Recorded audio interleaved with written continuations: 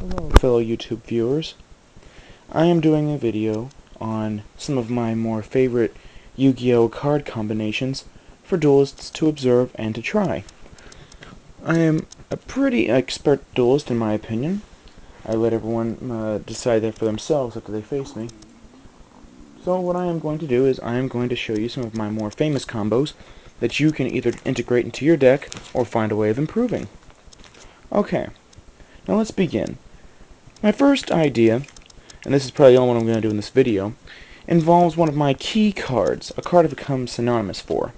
King Dragun, a very dangerous dragon, made up of a fusion of Lord of Dragons and Divine Dragon Ragnarok. His ability, in short, comes in two parts. You can special summon a dragon from your hand once per turn. You have to obey the requirements of certain monsters, like some of them you can't special summon them, so he doesn't get by that. But regular things, like Blue Eyes, he can bring Blue Eyes White Dragon out instantly. No tributes needed.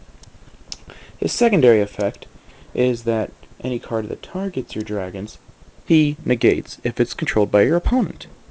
That means spells, traps, or monster cards. Now, I have found ways to make him an utter nightmare for certain people, including Exodia decks. I have found very nasty ways of using this little bugger. Allow me to show you a few tricks. Number 1, DNA surgery. Combine that with Lord of Dragons, make everything dragon. This gives you two advantages. One, your dragons are somewhat safer than they were before, and so were your monsters that weren't dragons, like if you have Lord of D out or something else, maybe Dark Blade, who equips dragons to him. This makes for a very nasty combination. Now, that right there makes it bad enough, but the second part of it is worse, because think of it this way. Your opponent's monsters are dragons now also. They can't use their own cards on them if they target. That means equip cards? No. Certain trap cards? No. They are powerless in an aspect. Now, allow me to move this to another form. This is probably the coup de grace combo right here, people. Metasilver Armor.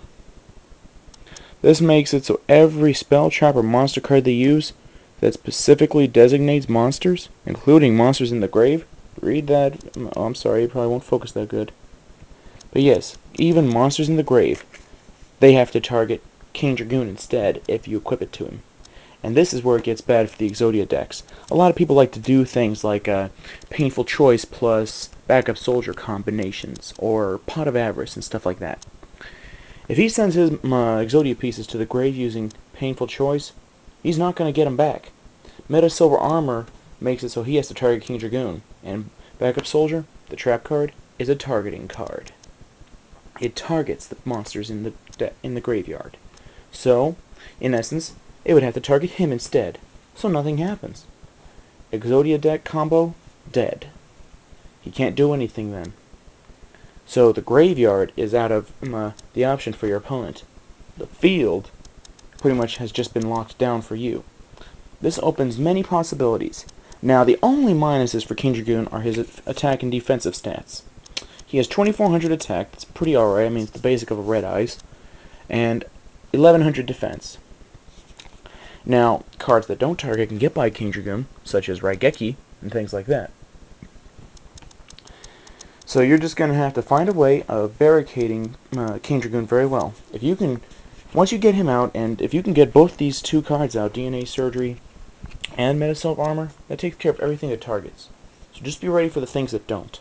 And then, you have a pretty nasty combo.